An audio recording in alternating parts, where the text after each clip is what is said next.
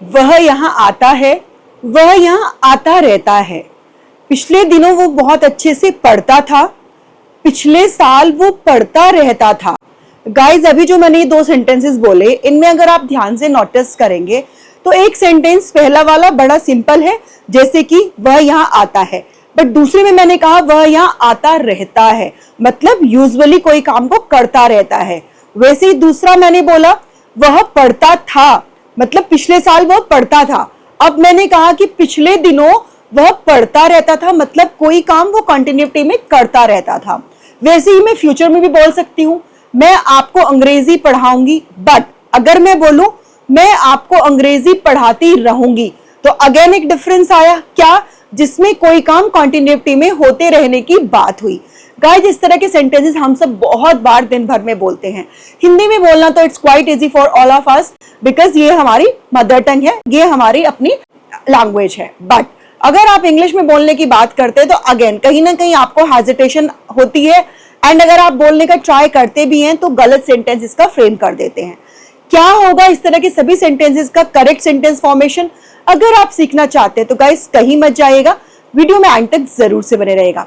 Hey, this is Priyanka and you are watching my English channel. So without further ado, let's begin. अभी जो examples मैंने आपको दिए वो सारे एग्जाम्पल्स मैंने यहाँ पर लिखे हैं, राइट? अब सबसे पहले हम बात करते हैं, क्या आप लोगों को टेंसेस आते हैं? टेंसेस का थोड़ा बेसिक भी पता है? अगर हम बात करते हैं टेंसेस की, तो हमारे पास कितने टेंसेस होते हैं? 3 टेंसेस होते हैं, प्रेजेंट, पास्ट एंड फ्यूचर, है ना? टेंस का मतलब क्या होता है? टेंस का मतलब होता है काल, मतलब समय, टाइम। मतलब आप कोई भी बात 3 डिफरेंट टाइम में बोलते हैं, या तो प्रेजेंट में बोलते हैं, या पास्ट में बोलते हैं, या फिर फ्यूचर के लिए बोलते हैं, राइट? तो अगर हम सारे सिंपल की बात करें, simple present, simple past and simple future, वो तीनों का स्ट्रक्चर कैसे होगा, जो आज मैं सेंटेंस आपको सिखाने वाली वो सब आपको बताऊंगी। देखिए यहां पर जब हम सिंपल बोलते हैं वह यहाँ आता है, आई थिंक आप सबको पता होगा सिंपल प्रेजेंट टेंस में अगर आपका सब्जेक्ट होता है सिंगुलर, सिंगुलर मतलब एक इंसान की जब बात होती है तब आप वर्ब की फर्स्ट फॉर्म में एस या ईएस लगा देते हैं, राइट? बट वहीं पर अगर एक से ज्यादा लोग हो, ठीक है, तब आप क्या करते हैं? तब आप सिंपली वर्ब की फर्स्ट फॉर्म लिखते हैं, उसमें एस और ईएस का यूज नहीं करते। ये सिंपल प्रेजेंट का रूल है, राइट? बता इसलिए रही कि जब तक आपको सिंपल प्रेजेंट का रूल नहीं पता होगा तब तक आप इस तरह के सेंटेंसेस नहीं बना पाएंगे। अब देखिए हमने रूल समझ लिया सिंपल प्रेजेंट टेंस का। सेंटेंस है वह यहाँ आता है, कैसे बनाएंगे? वह सब्जेक्ट हमारा ही हो गया, क्योंकि सिंगुलर नंबर है, किसी एक इंसान की बात हो रही है, इसलिए आना हमारी वर्ब क्या हुई? आना। आना कम, कम में हमने क्या लगा दिया? एस लगा दिया। क्यों? क्योंकि हमारा सब्जेक्ट सिंगुलर था। ही कम्स, यहाँ, यहाँ के लिए हम लिखते हैं, ठीक है? सेंटेंस बन गया आपका बड़ा easily, he comes here, right? अगर यहाँ पर होता वे यहाँ आते रहते तो हम कर देते दे कम्स का कर देते कम, दे कम हेयर। बट अगर बात आती है वह यहाँ आता रहता है, अब यहाँ पर ये जो रहता है लगा है, इसके लिए क्या हम लीव का यूज करेंगे या स्टे का यूज करेंगे? कैसे बनाएंगे अगर हम लीव या स्टे का यूज करेंगे? तो ही, लीव या फिर स्टे, और फिर क्या आने के लिए कम, और फिर हेयर। गाइस बिल्कुल गलत सेंटेंस हो जाएगा। इसीलिए इस तरह के तमाम सेंटेंसेस के लिए एक वर्ब होती है कीप। वैसे तो आई थिंक कीप का मीनिंग आज तक आप लोगों ने पढ़ा होगा रखना, कोई चीज रखना के सेंस में हम कीप का यूज करते हैं, ठीक है? कीप का जो हिंदी मीनिंग है वो यही है। अब यहाँ पर ये जो कीप है ये कैसे काम करेगा? जब कोई काम कॉन्टिन्यूटी में होने की बात होगी उसके सेंस में ये कीप यहाँ पर काम करेगा, बट हर टेंस में डिफरेंट तरीके से यूज करेंगे। कैसे? देखें, यहाँ पर आया है सिंपल प्रेजेंट टेंस है, तो यहाँ पर हमारे को ये यूज करना है कैसे? As per subject. अगर सब्जेक्ट आपका सिंगुलर है तो आप यूज करेंगे किसका? मैंने कहा सिंगुलर सब्जेक्ट के साथ आप किसका यूज करेंगे? एस और एस लगाएंगे। अगर सब्जेक्ट आपका प्लूरल है, मतलब एक से ज्यादा लोग हैं, तब आप वर्ब की फर्स्ट फॉर्म लिखेंगे, ठीक है? तो देखिए कैसे बनेगा, वह, ही, उसके बाद आप क्या यूज करेंगे? कीप या फिर कीप्स का, एज पर सब्जेक्ट। सब्जेक्ट के अकॉर्डिंग हमारा यहाँ पर कीप्स यूज होगा क्योंकि सब्जेक्ट सिंगुलर है, ठीक है? ही कीप्स, उसके बाद वर्ब की फर्स्ट फॉर्म में आप आईएनजी का यूज करेंगे। देखिए ऊपर जब हमने सिंपल प्रेजेंट में बनाया था तब हमने कहीं वर्ब में आईएनजी नहीं लगाई, बट यहाँ पर हम वर्ब में आईएनजी का यूज करेंगे। वर्ब है हमारी कम, उसमें लगा देंगे ING, coming and here. He keeps coming here. Yes guys, इस तरह से बनाएंगे आप ये सेंटेंसेस जिनमें कोई काम यूजुअली होते रहने का सेंस हो। जैसे कि मैं बोलूं, मेरे पापा यहाँ आते जाते रहते हैं। My father keeps coming here. मैं अक्सर अपने गांव जाती रहती हूँ।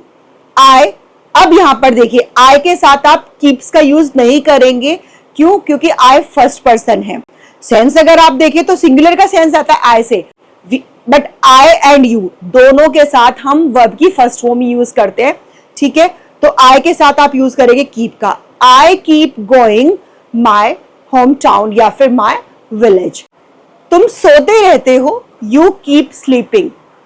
वह बोलते ही रहता है, ही कीप्स स्पीकिंग। तो इस तरह से रोजमर्रा में बोले जाने वाले बहुत सारे सेंटेंसेस को आप इस स्ट्रक्चर के हेल्प से बना सकते हैं। आइए अब हम देखते हैं नेक्स्ट। देखिए, अब हम बात करते हैं सिंपल पास्ट टेंस की। सिंपल पास्ट टेंस का रूल क्या कहता है? उसमें हम सब्जेक्ट आपका चाहे कोई भी हो, सिंगुलर हो या फिर प्लूरल हो, सब्जेक्ट आपका सिंगुलर हो या फिर प्लूरल हो, दोनों में ही आप वर्ब का सेकंड फॉर्म यूज करते हैं।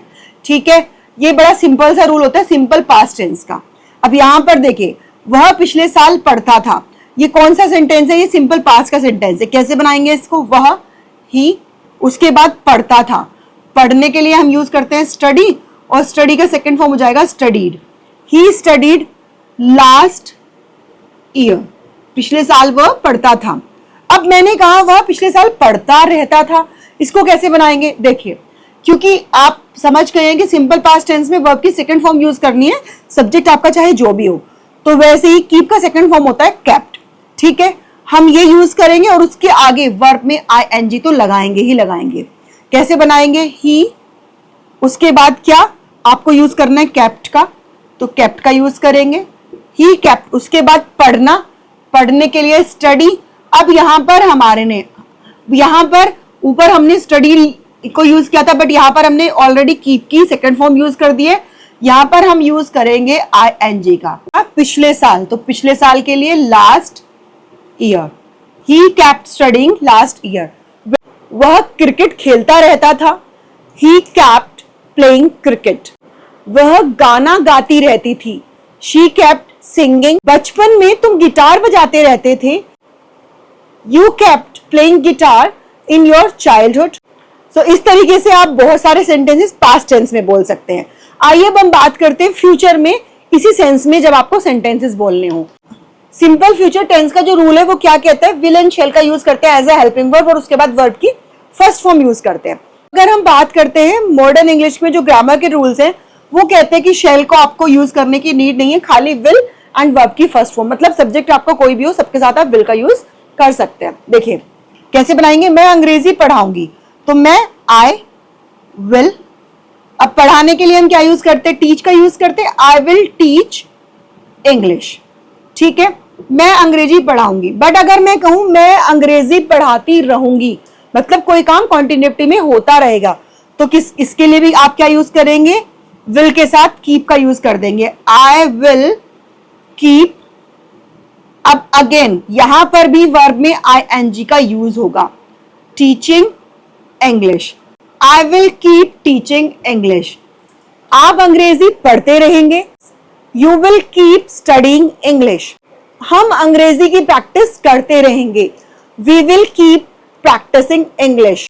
आप मेरे चैनल को देखते रहेंगे। You will keep watching my channel. आप मेरे वीडियोस को शेयर करते रहेंगे। You will keep sharing my videos.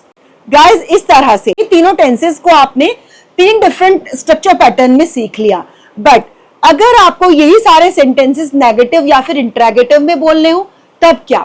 तब कुछ भी आप इसमें नहीं चेंज होगा। सिंपली जो सिंपल प्रेजेंट टेंस में नेगेटिव का रूल होता है वही यूज होगा। अगर आपको टेंसेस नहीं आते हैं तो मैं ऑलरेडी टेंसेस के ऊपर एक वीडियो बना चुकी हूं, आप वहां से जाकर मेरे उस वीडियो को देख सकते हैं। सिंपल प्रेजेंट टेंस में जब हम नेगेटिव या फिर इंट्रोगेटिव सेंटेंस बनाते हैं तो हम हेल्पिंग वर्ब का यूज करते हैं, डू एंड डज का। ठीक है, इसमें भी रूल अप्लाई होता है। जब आपका सब्जेक्ट होता है प्लूरल नंबर तब आप यूज करते हैं डू का, और जब आपका सब्जेक्ट होता है सिंगुलर नंबर तब आप यूज करते हैं डज का। ठीक है, तो इसमें आपको कुछ नहीं करना, सिंपली आपको यहाँ पर डू एंड डज का यूज कर देना है। ठीक है, उसके बाद डू एंड डज का जब हम यूज करते हैं तब हम एस का यूज नहीं करते, तब आपको सिर्फ और सिर्फ कीप का ही यूज करना है, बाकी सारा पैटर्न सेम रहेगा। देखिए एग्जाम्पल सेंटेंस देखते हैं। अगर आपको कहना हो वह यहाँ नहीं आता रहता है, तो आप कैसे बनाएंगे? ही के साथ सिंगुलर नंबर है तो डज का यूज करेंगे, he does not keep coming here. अब इसी का अगर आपको इंट्रोगेटिव बनाना हो तब आप क्या यूज करेंगे? ये डू एंड डज सब्जेक्ट के पहले यूज कर देंगे, बस सिंपली। ठीक है, तब आप क्या बोलेंगे? अगर आपको बोलना हो क्या वह यहां आता रहता है, does he keep coming here. ठीक है, वैसे ही आप देखिए पास्ट का, पास्ट में भी आपका जो हेल्पिंग वर्ब होता है वो क्या होता है? पास्ट की हेल्पिंग वर्ब होती है डिड। सिंगुलर हो या प्लूरल हो, दोनों के साथ आप डिड का यूज करते हैं। एंड जब आप डिड का यूज करते हैं तब आप वर्ब की सेकेंड फॉर्म नहीं, बल्कि तब आप वर्ब की फर्स्ट फॉर्म यूज करते हैं। नेगेटिव सेंटेंस हो या इंट्रोगेटिव हो, दोनों में यही रूल अप्लाई होता है। तो क्या करेंगे? इसमें भी आप यहां पर फिर केप्ट नहीं यूज करेंगे नेगेटिव में, तब आप यहां पर इसमें कीप का यूज कर देंगे। एंड यहां पर आप लगा देंगे डिड नॉट सब्जेक्ट के बाद। तो अगर आपको बोलना हो वह पिछले साल पढ़ता नहीं रहता था, he did not keep studying last year. अब अगर आपको इंट्रोगेटिव बोलना हो क्या वह पिछले साल पढ़ता रहता था, तो अब आप क्या करेंगे? ये जो डिड आपने लगाया इसको आप यहां पर सब्जेक्ट के पहले यूज कर देंगे, डिड। क्या बोलेंगे? Did he keep studying last year, right. अब देखिए नेक्स्ट फ्यूचर का, सेम फ्यूचर में वही रूल अप्लाई होगा, will and shall, will and verb की फर्स्ट फॉर्म। ठीक है, तो इसमें आपको ज्यादा कुछ चेंज नहीं करना, सिर्फ विल के बाद यहां पर आप नोट का यूज कर देंगे। मैं अंग्रेजी पढ़ाती नहीं रहूंगी, I will not keep teaching English. ठीक है, अगर आपको कहना हो स्टार्टिंग में क्या लगाना हो तो बस यहां पर आप विल का यूज कर देंगे। क्या आप अंग्रेजी पढ़ाती रहेंगी, will you keep teaching English, right. इस तरीके से आप सारे सेंटेंसेस, गाइस जब तक आप प्रैक्टिस नहीं करेंगे तब तक कोई भी वीडियो देखने का, कोई भी नया स्ट्रक्चर पैटर्न सीखने का कोई बेनिफिट आपको नहीं मिल पाएगा। So here I would advise you to keep practising. जितना ज्यादा प्रैक्टिस करेंगे उतना ज्यादा आप सीखेंगे। आइए कुछ प्रैक्टिस सेंटेंस मैं आपको दे देती हूँ। मेरा छोटा भाई पढ़ता रहता है, स्कूल के दिनों में मैं सबसे मिलता रहता था, मैं आपके वीडियोस हमेशा देखता रहूंगा। ये सारे सेंटेंसेस को आप मुझे कमेंट बॉक्स में कमेंट करके जरूर से बताइएगा। गाइस वीडियो अगर आपको पसंद आए तो वीडियो को लाइक करना है, शेयर करना है, एंड अगर आप चैनल पर नए हैं तो चैनल को सब्सक्राइब जरूर से करना है। मिलती हूँ आपसे एक और यूजफुल स्ट्रक्चर में। Till then keep learning, keep practising. जय हिंद, जय भारत।